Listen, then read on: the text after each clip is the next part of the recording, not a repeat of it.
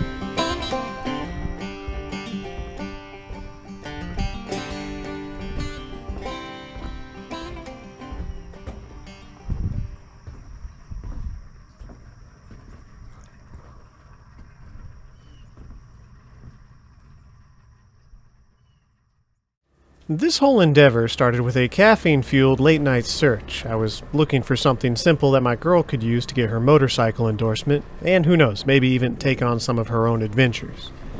Motivated by my recent trip to the Talamina Scenic Byway, scooters were not even a thought in the back of my mind, thanks to the stereotypes I'd led myself to believe. But then, as I was scrolling through the 150cc section of TX Powersports' website, I stumbled across the Ascend Tank 150. My search came to a halt. The rugged, modern look caught my eye, totally unlike any scooter I'd ever seen.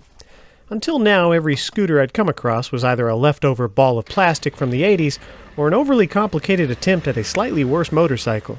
But the Ascend had this confident, almost quirky, asymmetrical headlight design that made me look twice.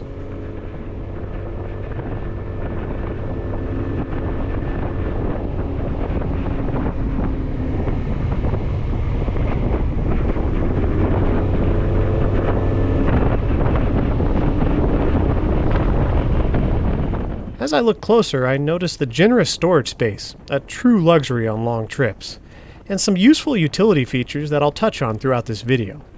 It even had a claimed top speed that, finally, wouldn't provoke road rage from everyone stuck behind me.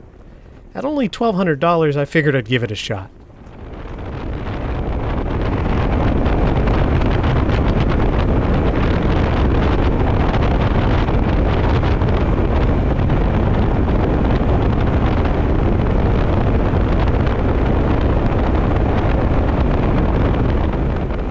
Now, there's an elephant in the room that I admittedly didn't notice until after I started riding this little scoot. Turns out the Tank 150 is one of many clones of the Yamaha Zuma 125. So, credit where credit's due, Yamaha designed a scooter that managed to catch the attention of a dual sport enthusiast like me with a head full of misconceptions about scooters. That being said, let's remember, this isn't a Zuma. It just looks like one. And that means there's a pretty good chance that any of the quality issues you'll find on this tank, which cost about 1/3 the price of the Zuma, can be traced back to that.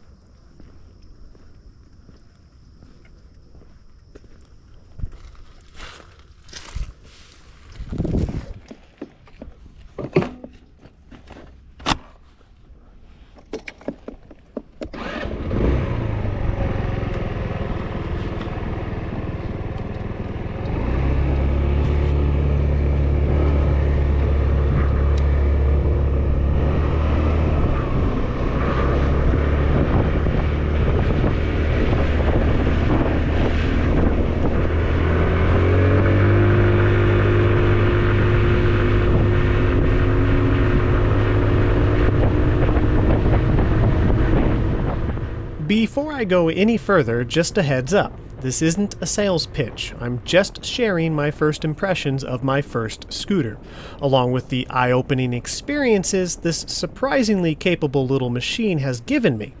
Moving on. My first concern was whether the tank could actually accelerate well from a dead stop. After all, a decent top speed doesn't help if you gotta get off and push in traffic. I know. Any seasoned scooter riders watching are probably shaking their heads at my ignorance, but remember, this was all before I joyfully discovered how the GY6 CVT really works. What's wrong, buddy? You don't want to go potty? You don't want to go out in this lovely weather we're having? Oh. Go ahead, go make. Want to go make? Go make.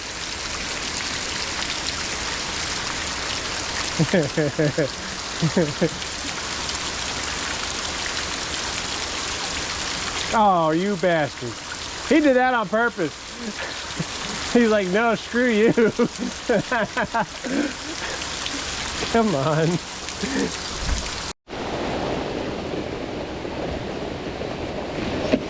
Oh, yeah.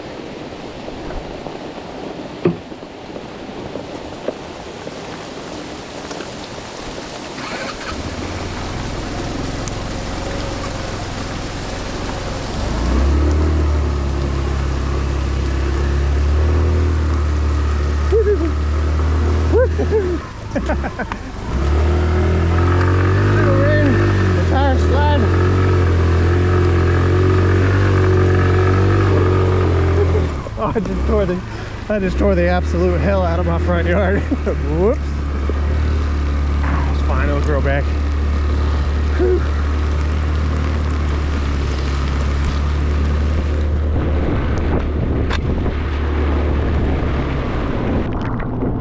Okay, right up here is the steepest hill that I have at my disposal.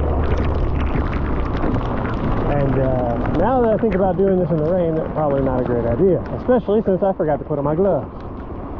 So we're going to see how well it climbs up this hill from a dead stop. Here we go. Yeah, okay, that's not a problem. Not a problem. Okay. Now, put my helmet back down. Holy crap, it's raining. To make a long story short, the CVT just says yes to almost any question that starts with "can it?"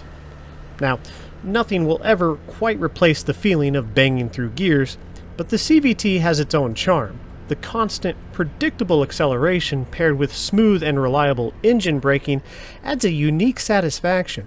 Cracking open the throttle and letting the 150 hum beneath you, as if it's saying, "I got this," builds a high level of confidence.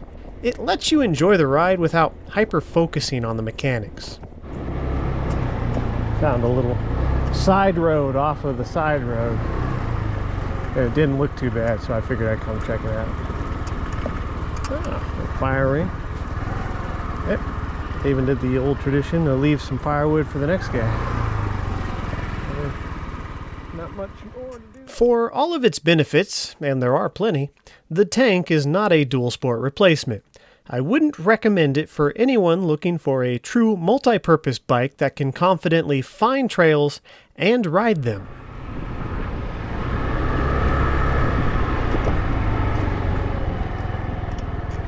Apparently I brought the wrong bike because, unbeknownst to me until I got here, there are multi-use trails.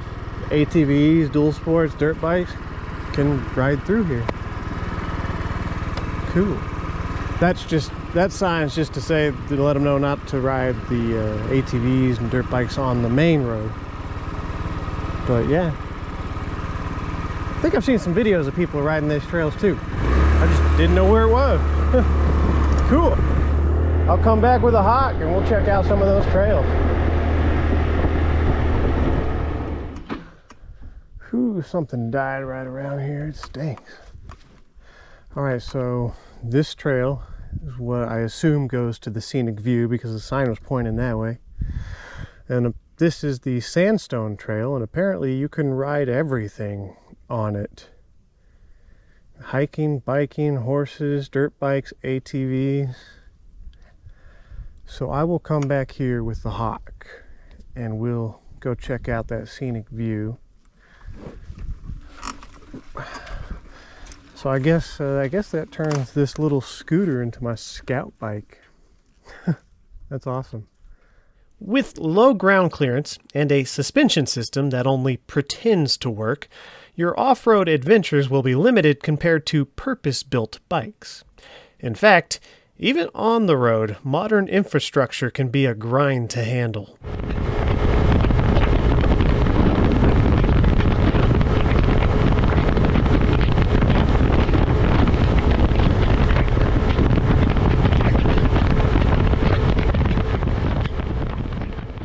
That said, the tank does have its perks. The wide tires and low center of gravity give it stability, reassuring feel over loose gravel and sandy roads. And there's a definite confidence boost from the tubeless tires. Knowing that a simple pump and a few rope plugs can handle most punctures means I can push a bit further out on mid-range adventures without dreading the side-of-the-road inner tube replacement. One of the most underrated conveniences of scooters, at least from the perspective of a non-scooter rider, is storage and utility. On my dual sport, carrying cargo requires a level of intimacy with the rear rack that frankly I don't care to brag about. While I sometimes enjoy the challenge of rationing out what little space I have, I'd be hard-pressed to complain if more of it magically appeared. I imagine the designers of the original Zuma, and by extension the tank, thought, if we're going to cover it in plastic, we might as well make damn good use of it. And they certainly did. For this, I'm incredibly thankful, because I refuse to ruin this scooter's surprisingly good looks with one of those not-so-chic rear cargo boxes. The extended rear seat and thick grab bars are perfect for the usual cargo.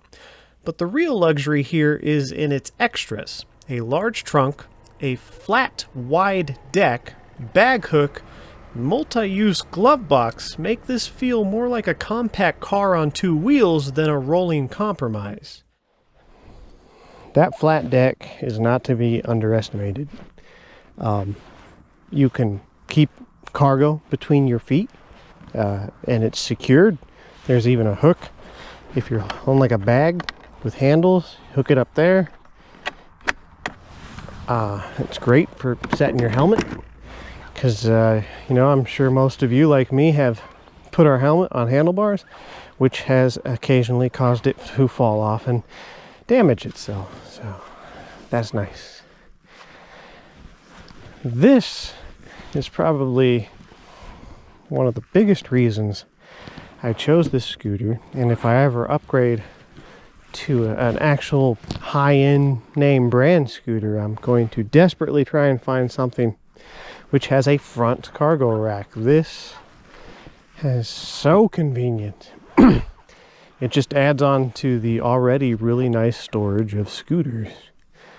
You've got this strapping in anything that can fit. It's not attached to the handlebar, so it's not going to rotate or add a bunch of weight to your control surfaces. Combined with your little cup holder storage compartment, it's like a multi-purpose storage compartment. USB charging, the convenient location of the gas fill port, the big trunk on this sucker. I mean, when you're talking about storage on a scooter, it's all relative to like motorcycles, and hands down just better. Normally this is just folds right into the middle of the handlebars, but I got my charge port on there right now. Actually, just unplug. There we go. Okay. Toolkit, Velcro, bungees, my girl's pink first aid kit, tire inflator. In the toolkit, I've got be quiet. In the toolkit, I got patches, because these are apparently tubeless tires, which will make fixing most flats on the road a lot easier than like my Hawk, which has inner tubes, so I'd have to take the tires off, patch the tubes, and that's just not having to deal with that headache or the thought of doing it, because I have never had to do it yet, is great. But yeah, I've got the little gooey rope plugs in here, tire inflator for that. Extra gas. Have not had to use this yet, and thankfully the gas gauge on this one appears to be accurate, unlike the Hawk. But it's like a 2-gallon tank, and it's about 60 to 90 miles a gallon, depending on how you're riding. With us going full throttle, just pinned on that highway, you're probably looking at a lot less than 90 miles a gallon. But 200 miles per tank would be a hell of a stretch. I think more realistically, I'm going to get 140. So that's in there just in case I don't pay attention to the gas gauge, because riding the Hawk for so long with a practically non-functioning gas gauge has caused me to not pay attention to the gas gauge on this one, which can go down quite quickly when you're holding full throttle on the freeway. So passenger pegs, you push in, they come out, you push until it clicks, and they stay in. I've seen a lot of people struggle with these for some reason. They keep pushing it in all the way, and it comes out like it's supposed to. They don't realize you just push until it clicks and then stop, and it stays in. I've never had a problem with them popping out on their own. So there's that. There's an annoying squeak somewhere in the rear. I can't do it with the center stand down, but I keep a little can of WD-40 in here because eventually I'm going to find that damn squeak. I've checked. It's not this surface, it's not that surface, it's not this pivot point. It's in here somewhere. I'm going to find it, but I just can't find it right now. So when I sit on the bike and bounce up and down, you can hear squeak, squeak, squeak. It's really annoying. The cherry on top has got to be the front rack. As simple as it might seem, it adds a let's just go somewhere vibe that I appreciate immensely. And then, of course, there's the modern touches. The built-in USB port and elevated gas fill port on the dash really seal the deal.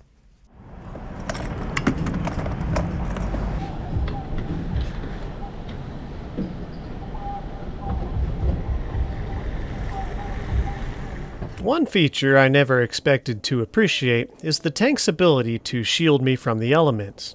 Let's be real. Riding in the cold rain is almost always miserable, no matter how much we pretend it's some testosterone-fueled test of toughness. But the tank does make it more bearable by protecting your hands, feet, legs, and lower torso from unwanted flying objects. The sound of a 3-pound dragonfly smashing against the fairings instead of your kneecap at 55 miles an hour is oddly satisfying. Plus, the wind protection around your lower half actually helps keep you warmer on chilly rides. I don't think I'll ever be able to put my finger squarely on every aspect of small motors that scratches the itch I have for exploration, but here are a few that seem to align perfectly with the tank. There's a special kind of satisfaction that comes from taking a small bike on a long journey, something I feel deeply, and judging from my viewers' responses, I know I'm not alone. There's this underdog spirit in pushing a small motor past expectations, making every mile an accomplishment.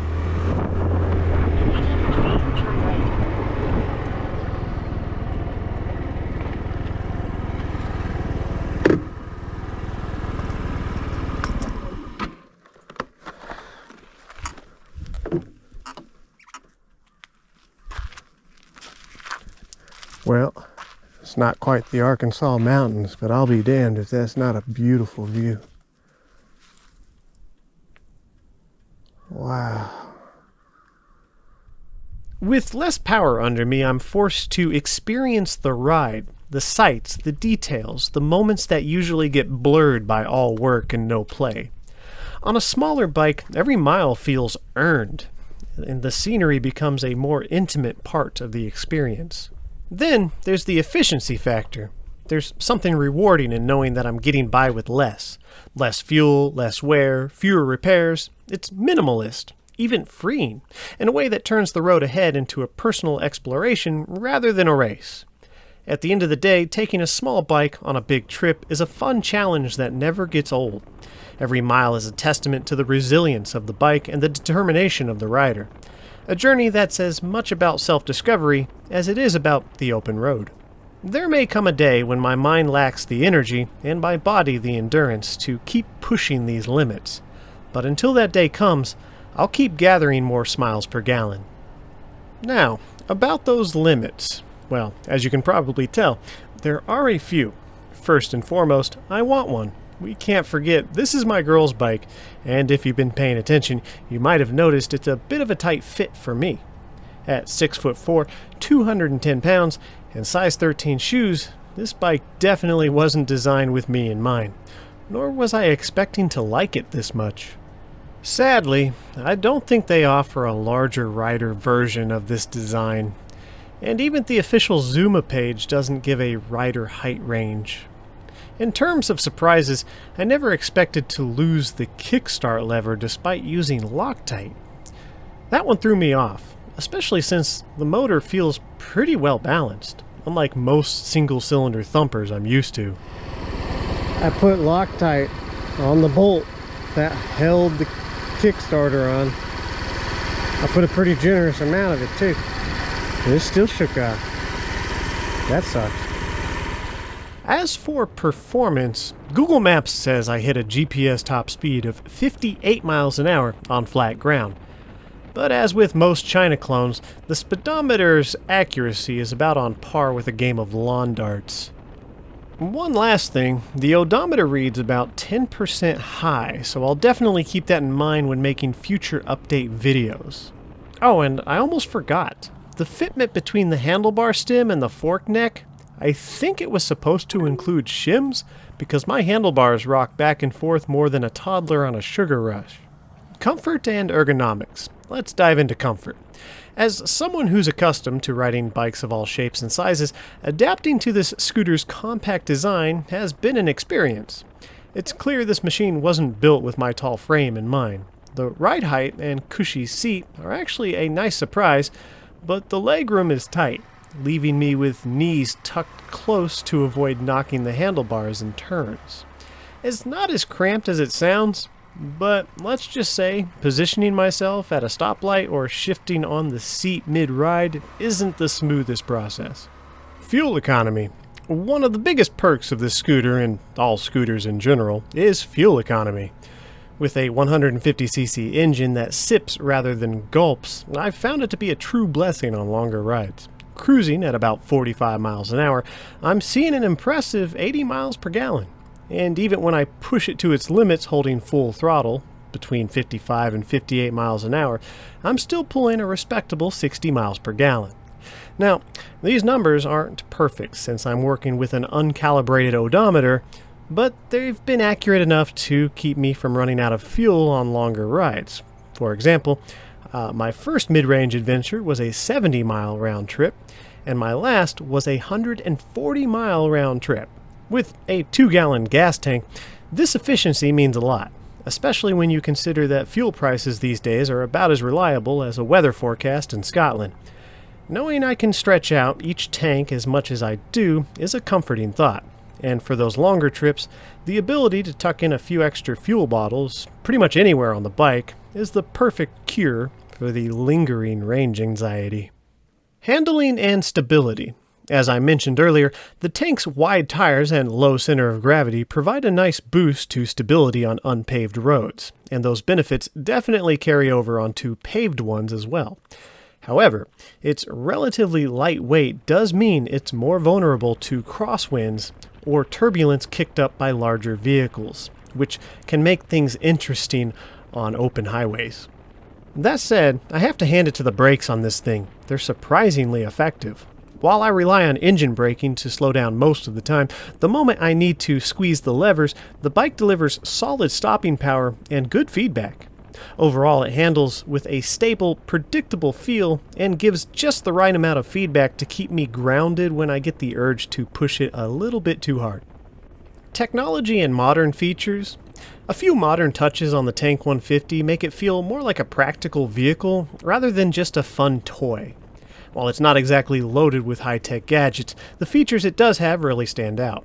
The built-in USB port, for instance, isn't just a nice-to-have feature, it's genuinely useful on longer rides and at times can be rather important. whether I'm charging my phone for navigation or just keeping my camera gear topped off. Then there's the digital display, which gives the scooter a bit of an edge over other budget models. Well, this is a budget model, but you know what I mean. While the speedometer is not exactly accurate, it's at least consistent, which is helpful once you get used to its quirks. The fuel gauge is reliable, and the tachometer could prove useful if you're looking to tune the CVT or add other performance modifications down the road. And let's not forget about the front rack. Something you don't typically see on other scooters. It's a small but meaningful addition that adds utility without getting in the way of the scooter's design. Overall, these features go a long way in making the Tank 150 feel like a well-rounded, capable ride that balances functionality and fun. Longevity and maintenance. When it comes to maintenance, you're dealing with all the usual suspects: regular oil changes, valve adjustments, and periodic checks to keep everything running smoothly. The automatic CVT versus manual chain drive debate could easily justify its own video, but for now, I'll stick with what I've noticed and what I've learned from other more seasoned scooter riders. One clear advantage of the Tank's CVT is not having an exposed chain that constantly demands cleaning, adjustment, and lubrication, especially here in Louisiana's sweltering heat and humidity. The closed system is a huge perk in that regard. But there's a flip side. Unlike a chain drive, which you can keep an eye on, the CVT's belt remains hidden, making it harder to monitor for wear and nearly impossible to predict a sudden failure. In fact, the overall closed design of the Tank, covering so much of the bike in plastic, feels strange to someone like me who's used to the more exposed, easily accessible mechanical parts on a dual sport. Not being able to visually check things does make me a bit uneasy, as I like to see potential issues before they become a bigger problem. Another thing to note is that scooters, especially small ones, tend to burn through rear tires faster than larger bikes. So, if you're putting in serious miles, be ready to replace the rear tire more often than you might expect. As I roll through these beautiful roads, I can't help but think about how much my view on scooters has changed. To be honest, I never expected to find so much joy in something I once overlooked. For years, I wrote off scooters as slow, impractical, and nothing more than a punchline. I couldn't have been more wrong. The truth is, there's a whole world of surprises waiting for those who give them a chance. The nimbleness, the fuel economy, the ease of use, it all adds up to a ride that feels freer, lighter, and surprisingly fulfilling. The Tank 150, like many scooters, offers a unique kind of adventure that I didn't know I was missing. The best rides aren't always about speed and power. Sometimes it's about the little moments. The way you can weave through traffic and explore a new place with no pressure to be anywhere in a hurry. Sure, scooters come with their own set of challenges, but they also come with some unexpected pleasures. So to anyone still holding on to the idea that scooters are just toys or boring commuter bikes, I say give them a shot. You might just find yourself smiling more than you ever thought possible. As for me, I'll keep riding and uncovering the joy of the journey, no matter how small the engine may be.